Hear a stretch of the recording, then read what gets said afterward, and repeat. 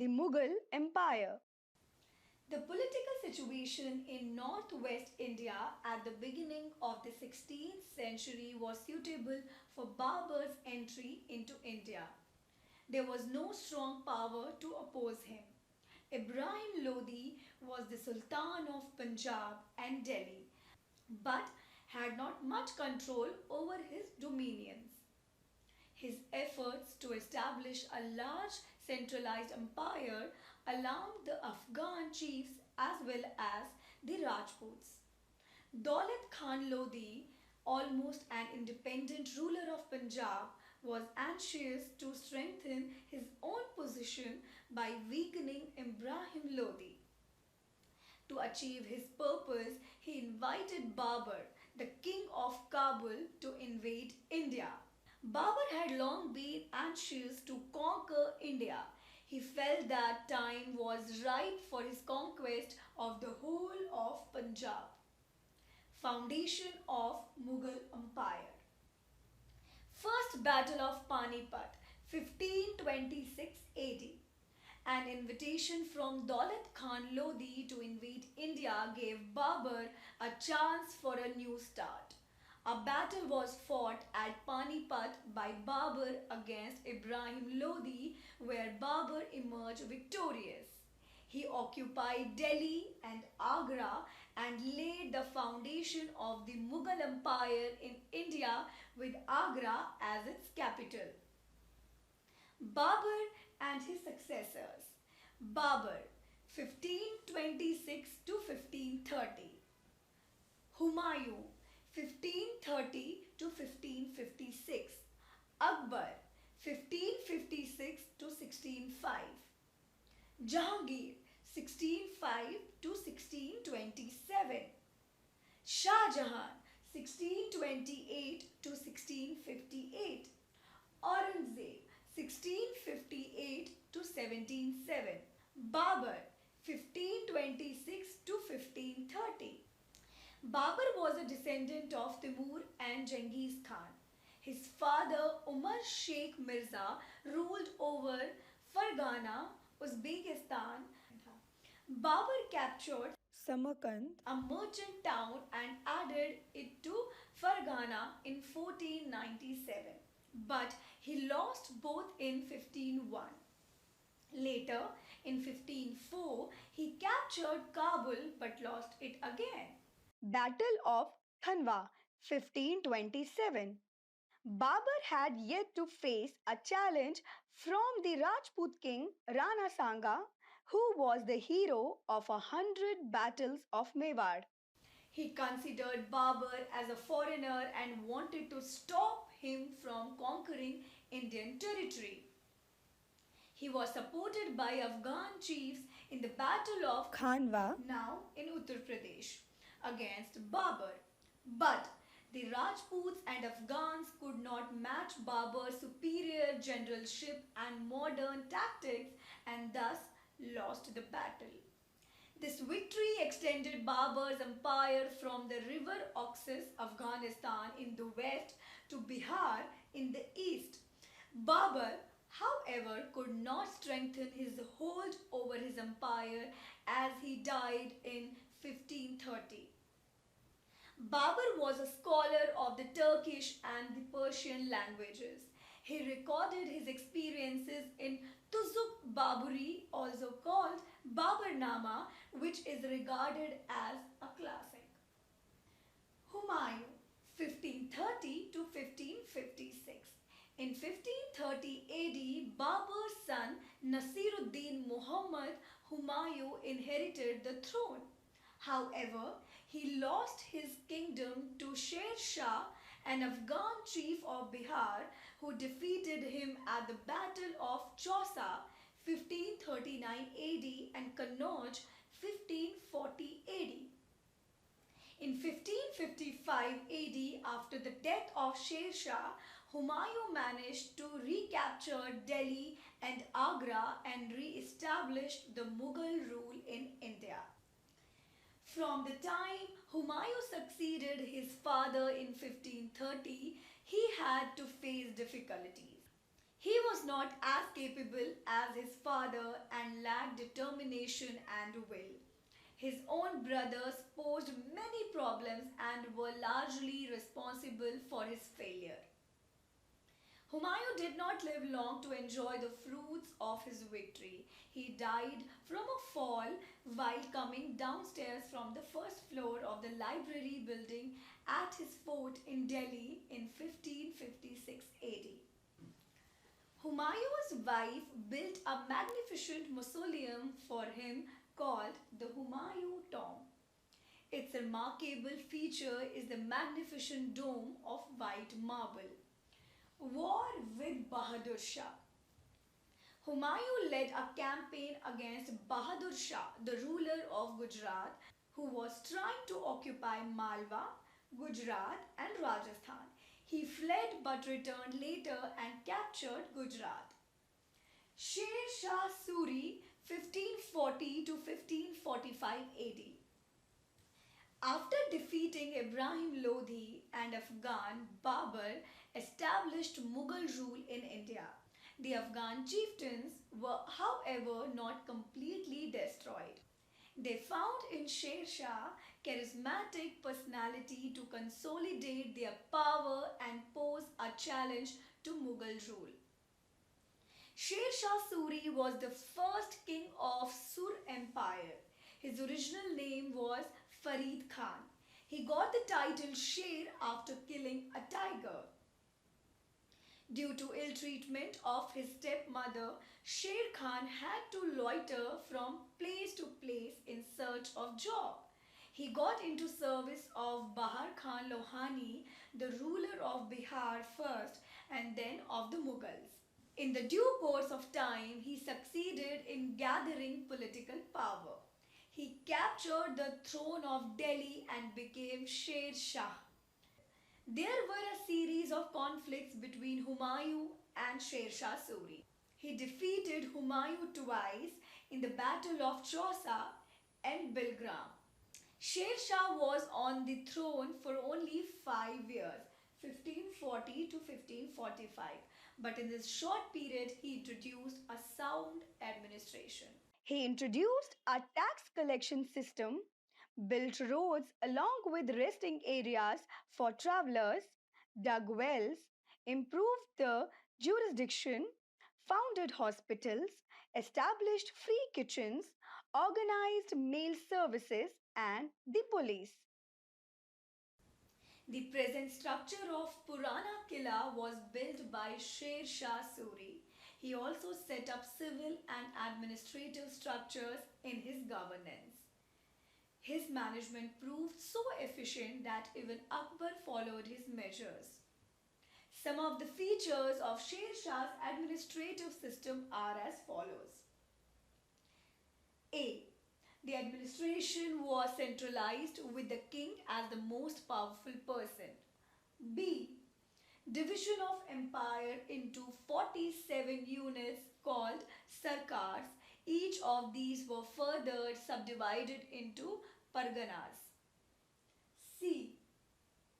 Each pargana has its own administrative system with Amir, lawkeeper, treasurer, and account keepers.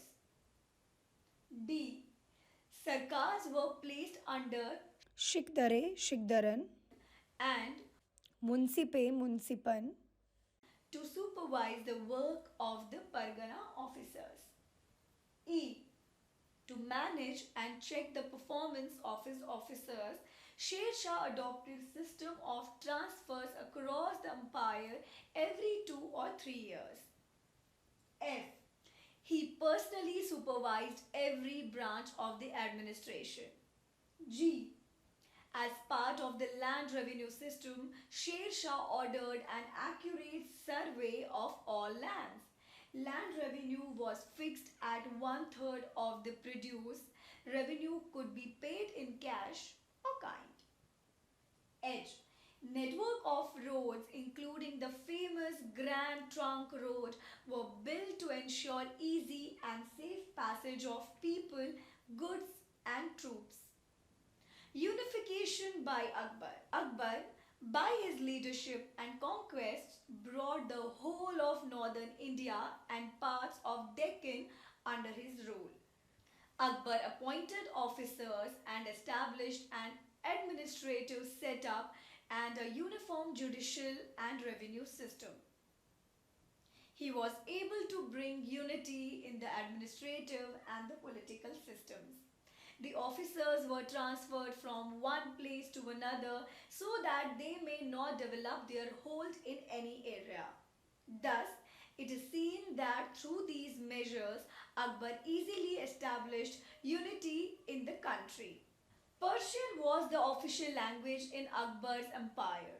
The books in Hindi, Sanskrit, Arabic, Turkish, Greek, etc. were translated into Persian. Akbar provided government aid to the Hindu pathshalas. By this method, he promoted cultural unity. Akbar actively brought together both the Hindu and Muslim cultures. We can see this in the fine arts, architectures, the paintings, and music of that time. Akbar took great interest in Indian culture. The contribution which Akbar made became a wealth common to both the Hindus and Muslims. Akbar provided special assistance to Sanskrit and Hindi for their promotion. This gave a great boost to literature that produced cultural unity. Religious policy. Akbar took important measures to establish social unity in his empire. He abolished the jizya, religious tax imposed on non Muslims. He propagated the idea of universal peace called Sulekul. He stressed the idea of tolerance. He removed all religious taxes imposed on non Muslims, thereby ending all social differences.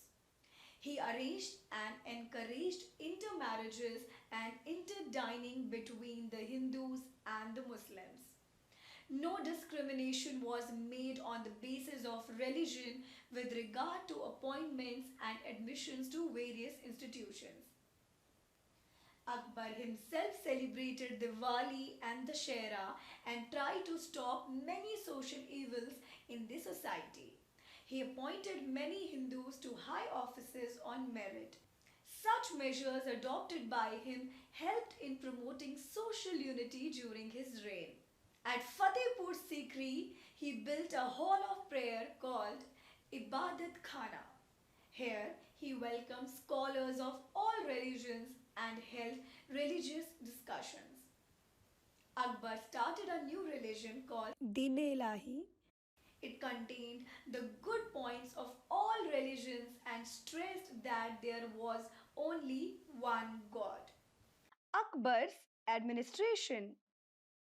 Ain-e-Akbari, written by Abul Fazl, is the main source of information about Akbar's administration. The emperor was the head of the administration and his word was law. He was assisted by a number of officials including the Wazir or Diwan, head of revenue, Mir Bakshi, head of military, Qazi, chief judge and Sardar, superior of the royal household. The appointment, promotion and dismissal of officials was in the hands of the king. The empire was divided into 15 subas or provinces and each suba was under a subedar. He was in charge of both military and civil matters.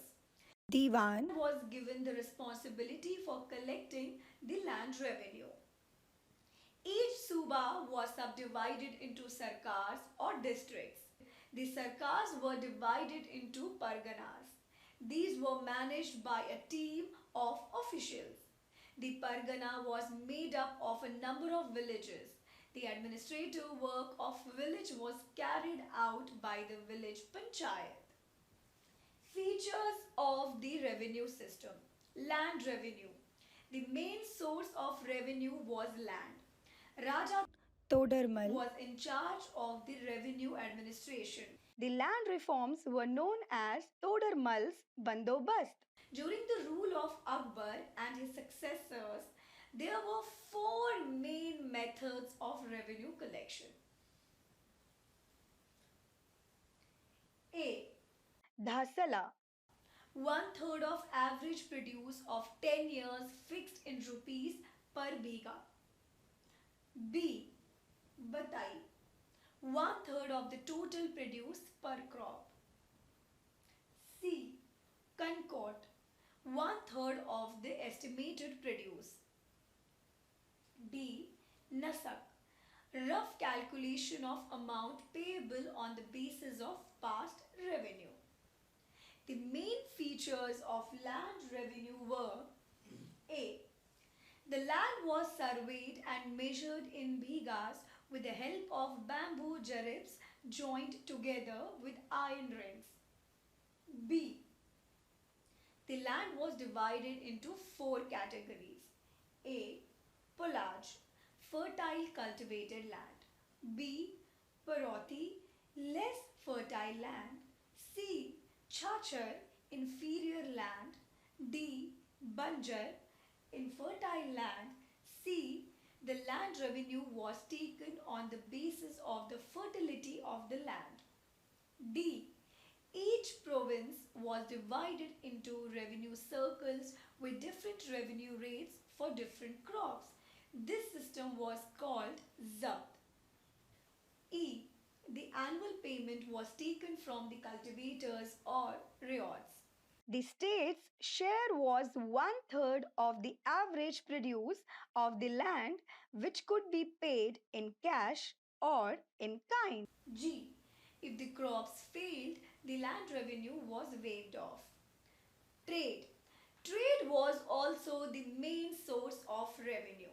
Internal and external trade had been carried out with the conquest of several kingdoms in the north, west, east, and south India. Crafts and industries flourished under Akbar.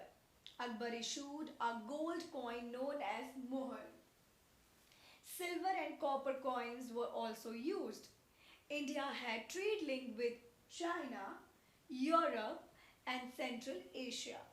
During Akbar's reign, the Portuguese had their trading centers on the western coast of India. Features of military administration. The military administration of Akbar was based on the Mansabdari system.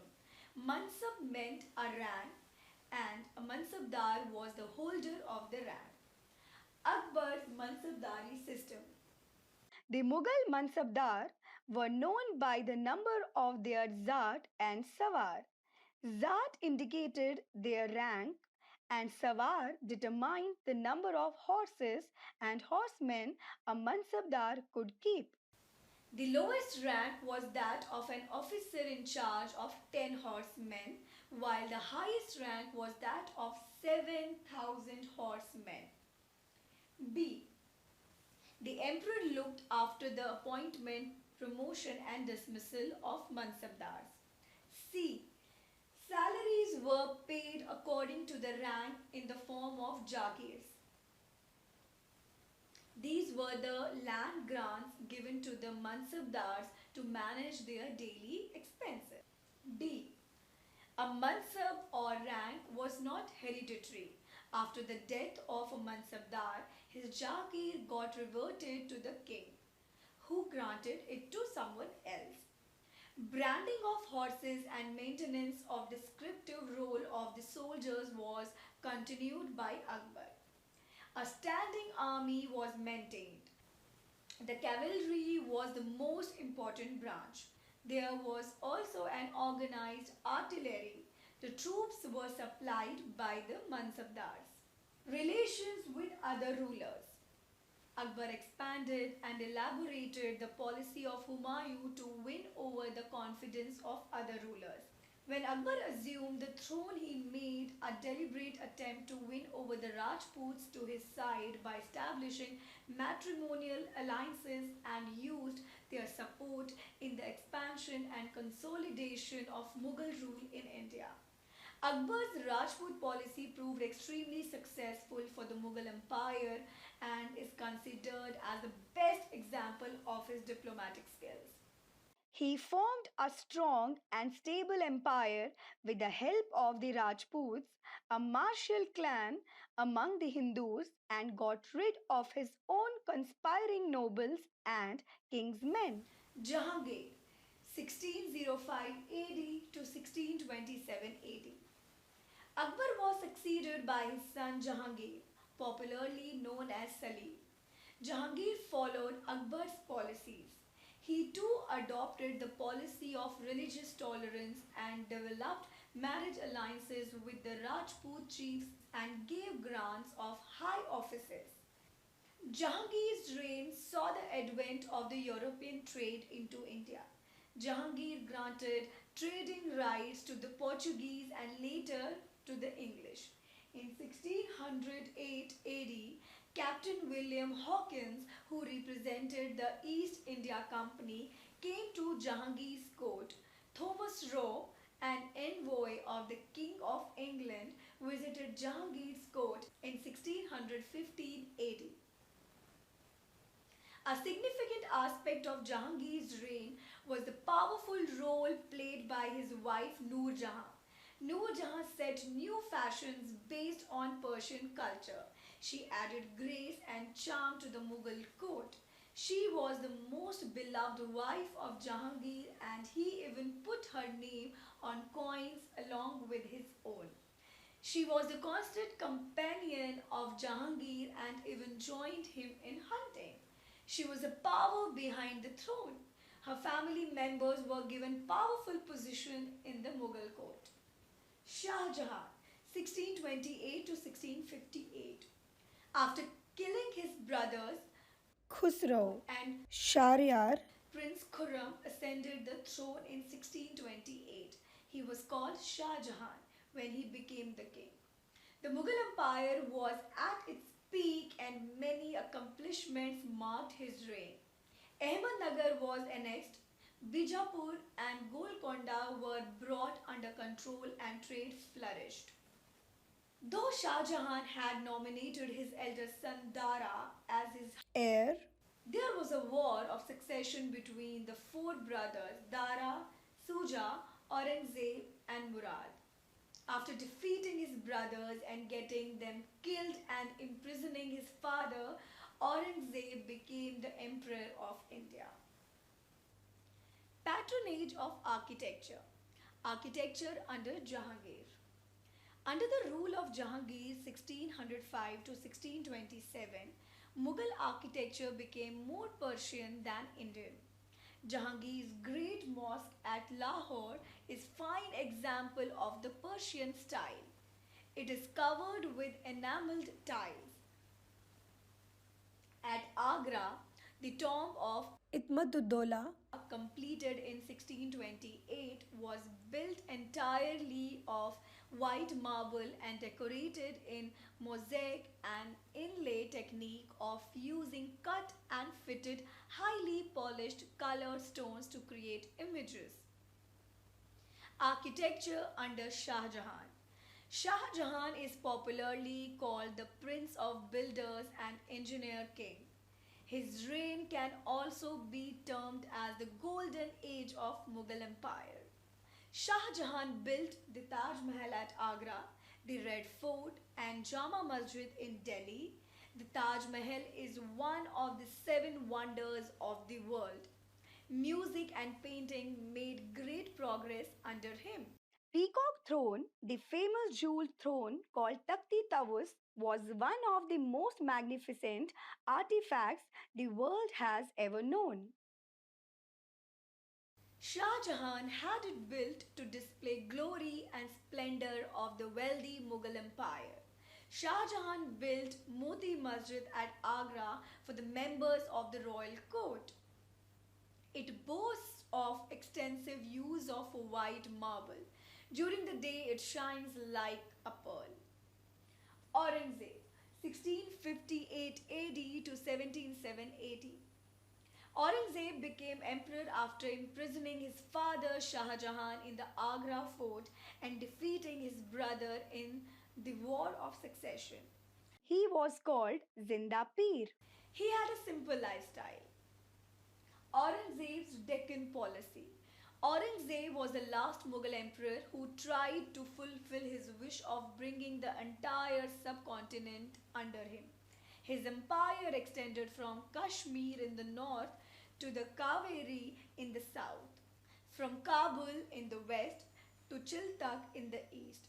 For 25 years, he stayed in the Deccan to suppress the Marathas. This brought about lawlessness, financial setbacks, and flaws in the administrative systems. Religious policy. The religious policy of Aurangzeb was just the opposite of that of Akbar, which was one of tolerance. Aurangzeb did not allow new temples to be built, rather destroyed the existing ones and reimposed the jizya on the Hindus. Hindu festivals such as Diwali and Holi were banned. This policy of religious persecution resulted in rebellions and revolts all over the empire. The Rajputs, the Jats, and the Sikhs all united and fought against the Mughals. Aurangzeb's reign was marked by many popular revolts. All these revolts decreased the prestige and the economic and political stability of the empire. The execution of the Sikh Guru Tegh Bahadur angered the Sikhs and led to the revolt. Now, the Sikhs under Guru Gobind Singh formed a military brotherhood called the Khalsa and waged a continuous struggle against the Mughals. Revolts by the Jats and Rajputs also disturbed the Empire. while the Jat revolt was peasant uprising, the Rajputs revolted because Aurangzeb interfered in the court affairs of the Mewar, a Rajput state. The greatest loss was that Aurangzeb lost the support of the loyal Rajputs. Aurangzeb also made serious political blunders when he underestimated the power of the Maratha chief Shivaji and to imprisoned him. After Shivaji's death, he tried to crush the Marathas, but the Marathas managed to harass the Mughals by adopting the guerrilla warfare. In the last years of his reign, Aurangzeb was in Deccan trying to suppress the Marathas. Finally, he breathed his last in Deccan in 1707 AD. He left behind a disturbed empire with many internal problems. The decline of the Mughal Empire. The reasons for the collapse of the Mughal Empire can be summed up as under wars of succession. The Mughals did not follow any law of succession. Each time a ruler died, a war of succession between the brothers began. This weakened the Mughal Empire, especially after Aurangzeb. The nobles sided with one contender or the other and thus increased their own power. Aurangzeb's policies.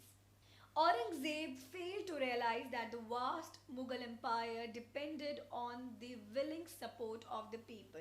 He lost the support of the Rajputs, who had contributed greatly to the strength of the empire. Aurangzeb's policy turned Sikhs, Marathas, Jats, and others into bitter foes of the Mughals. Weak successors of Aurangzeb. The successors of Aurangzeb were weak and incompetent. They were inefficient generals and incapable of suppressing revolts. Empty treasury. Shah Jahan's zeal for construction had depleted the treasury. Aurangzeb's long wars in the south had further drained the exchequer. Invasions. The invasions of Nadir Shah and Ahmad Shah Abdali resulted in further drainage of wealth. These invasions shook the very foundations of the empire. Vastness of the Empire. The Mughal Empire had become too large to be controlled by any ruler. The early Mughals were efficient and exercised control over ministers and army. But the later Mughals were poor administrators. As a result, the distant provinces became independent. The rise of independent states led to the disintegration of the